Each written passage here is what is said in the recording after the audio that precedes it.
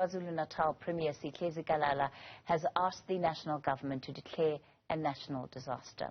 It follows the deadly floods which have ravaged the province. The provincial government resolved to ask the national government to consider a review and perhaps investigate whether this disaster should not be declared as a national disaster. We say this with humility and understanding that our president and ministers have been the first on the ground with us, and in surveying the damage they have witnessed, the level of required response. Well, for more on what companies can do to assist those who've been affected, we're joined now by Business Unity South Africa President Bonang Mohale. Mr. Mohale, good evening to you. Thanks for your time tonight.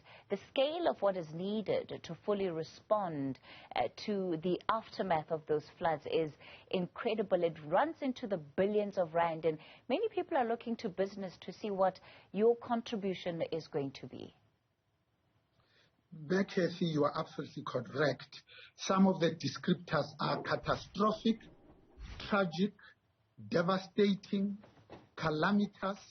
These are just some of the words that, inadequate as they are, begin to describe the scale and the scope of the horror of one of South Africa's worst natural disasters that are becoming increasingly frequent, especially in this province of KwaZulu-Natal. So it's very sad that it was literally probably just days before the holy month of Easter, Pesach, and Ramadan Kareem celebrations were about to take place, when we now know more than 443 lives have been lost, probably about 300 cases of missing persons. More than 8,000 homes have been destroyed, and 13,500 households have been affected. As business, of course, we have dropped everything. Some of our security companies have been using their helicopters to evacuate some of the kids that were trapped in the more than 551 schools that were destroyed. Our own 55 organizations, not just individual companies, have contributed money, sweat equity. They've gone on the ground to make sure that even their own employees are actually supplied with water, food, but also just some earthly comforts that are indeed needed. For us, I think, Mekhethi, this, of course, it's an act of nature, but KwaZulu-Natal has been experiencing these floods almost every year. Some of the major ones are the three that preceded this one, the cyclones of 2019, and 3 years earlier, the devastation by the flood, and of course, as early as 2017 as well, we have experienced this. So the question we should be asking is, what is our collective preparedness and readiness so that we can start planning long in advance for issues like climate change, extreme weather, respecting our green belt, our wetlands areas, our forest, a nice ratio between trees and grass, and also just focusing on service delivery to make sure that we build new stormwater drainage, that the ones that are there are upgraded. But more important, I think we should be performing planned and preventative maintenance, where we need to make sure that we remove the rubbish, the debris, the sand, and the grass that is overgrown in some of these stormwater drainage systems. Yes, the amount of rainfall in Durban alone in one day probably exceeded 350 millimeters of rain. So it's a total of almost 3 months worth of rain that came down in just 4 days. But part of it is because as a people, we haven't extracted learnings from the three major floods that have happened just in this province, the three previous ones, that have cost a lot of money really to repair. Part of it, of course, is because we are employing wrong people in these jobs. We continue with our disproven cadre deployment that has cost us so dearly, but also the issue of state capture, bribery, stealing, and cheating, where we steal money for flood victims, for PPE equipment, but also just for social relief grants. So I think one of the things we need to do as business is to insist that the R1 billion that has been promised by the president, the 1.5 billion that will come from the reserves of tourism and hospitality industry, are not given to government, because you know they're going to loot it. By the time you tell the Auditor General audits only what has already happened. It's like driving with a rearview mirror. I think we need to ensure that we safeguard this. Our condolences go to those families, the clan that has lost the more than 443 significant relationships, key members of family, and our thoughts are definitely with them. Mr. Mohale, is there a particular figure that business can give us and that you can give us on behalf of Business Unity South Africa about the contributions that business is committing to assisting the people of KZN right now? First, it's too early to collate all the help that has already been given. One logistics company just went out and gave water to all their people in KwaZulu-Natal, but also provided for the people of Durban. Another one, like I said, used their own helicopters for search and rescue. The other companies, the 55 organizations, have already given money to all the usual aid organizations, in particular the big ones like Meals on Wheels and Gift of the Givers. Even up until now, we're still providing the banking details of those. Remember, the private security industry has 550,000 security personnel. South African Police Service is only wrapping up 280,000.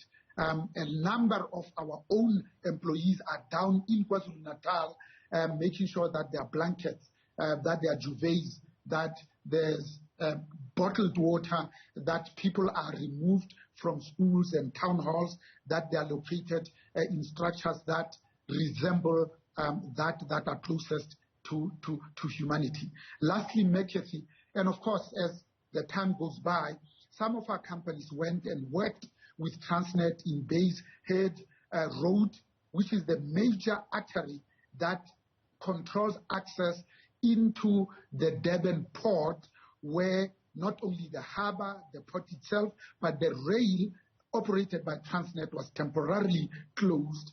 And we know that when the goods and services are not moving from Durban to the inland, and again, a single logistics company would probably lose 120 million rands a month just in profits, not turnover.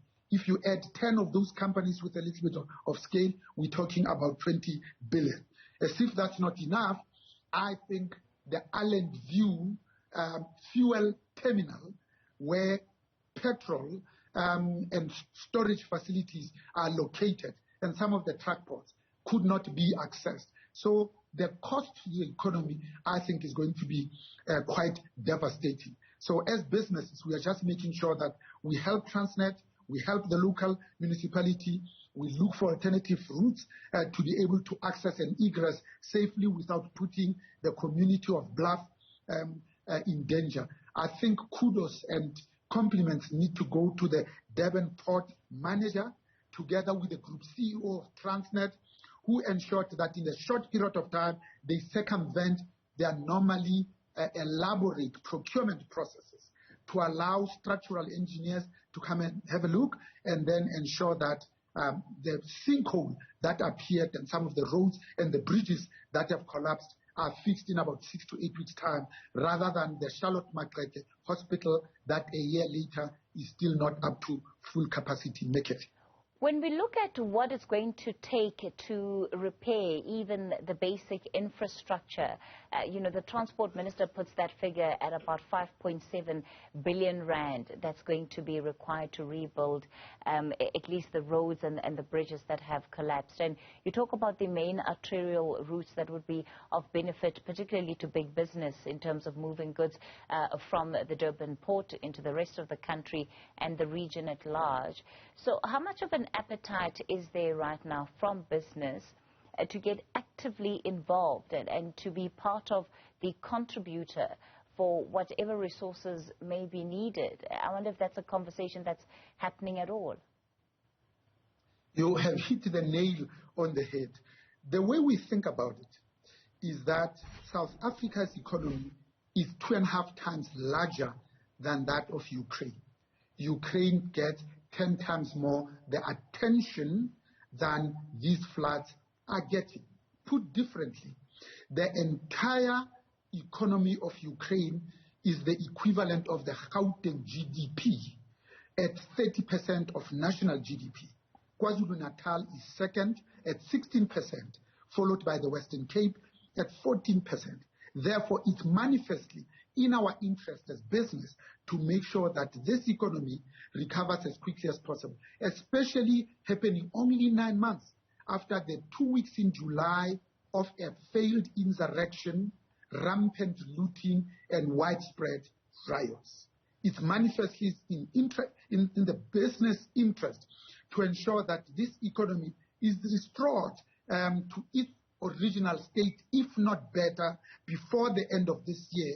Because remember, the pandemic has already ensured that our tourism and hospitality has reduced its numbers of visitors from 10.2 million to less than 3.2 million. In fact, because of the floods in KwaZulu-Natal alone, 16% of the people cancelled their reservations in this long weekend, representing no less than 80,000 visitors and probably 155 temporary jobs that were going to be provided. Therefore, as business, our interest is on lives first. Secondly, is on livelihoods. Thirdly, is on the infrastructure that needs to be restored. We have said to government, we were able to raise 5 billion South African rands in a week through pledges as a response to the pandemic. We banked 3.2 billion rands through the Solidarity Fund. Business paid not the first but also the second tranche in ensuring that we get onto the vaccine program, where the president had set us a herd immunity target of 67%, which is 40 million South Africans. By the time we retired the Disaster Management Act after 750 days, we were only on 30.3% of people that are totally vaccinated. And I think we need to address the issues of hesitancy because it affects business. It affects our ability to respond. But also, I think we need to be providing sweat equity, warm bodies, people that are experienced in project management, how to deliver mega projects on time, on full and in budget, but also just in terms of rands and cents, because we are in this together as 60.1 million South Africans. By the next census, will probably be 65 million. So what does that mean, Bonang? Does it mean that you as business are now going to be involved in fundraising efforts in the way that we saw under COVID-19, where there will be a specific fund for infrastructure development in KZN? Yes, absolutely. We might not create a new one because remember, the Solidarity Fund is just being wound down. It's still open. It still has a chair in the form of Mayor Tomato Gloria Serobe, the deputy chair being Adrian Endhoven, and the CEO. So we might just use that. But is the model, is the systems, is the processes, is the timeline, is the weekly JSOP meetings that we're having with government to monitor progress. Those are the systems that we're going to use. We used a new brand owned by BUSA and Black Business Council called B4SA. Those structures are still in place. In our conversation with the President of the Republic, we raised 6 issues where business is quite prepared and committed to put its own money. Number one, we said we're going to spend our own money in investment for growth, because this economy, especially of KwaZulu-Natal, needs to grow, especially after the 2 weeks in July.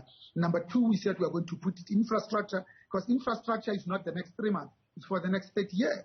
Thirdly, we said we are going to look at investing in the network industries. Here we are talking about ports, harbors, airports, etc., but also digital migration and 5G spectrum, because the relationship between growing economies and availability of spectrum, it's truly indisputable.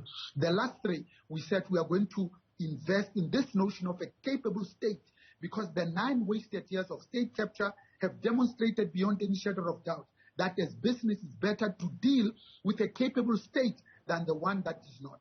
The penultimate one, we said the president was sitting with 3 reports on his desk. The last one is the Zondo report, and as business, we said we support all the recommendations of the Zondo report that took 4 years, 400 working days, more than 300 witnesses that were called at the cost of R1 billion, 1,438 individuals and companies mentioned. We said those people and companies must be charged, they must be convicted, they must be sentenced, and they must serve time. And then lastly, we said we have to focus on law and order, safety and security, because without law and order, who are we and what are we? Make a thing? All right, let's leave it there for tonight. Busa President Bonang Mohale.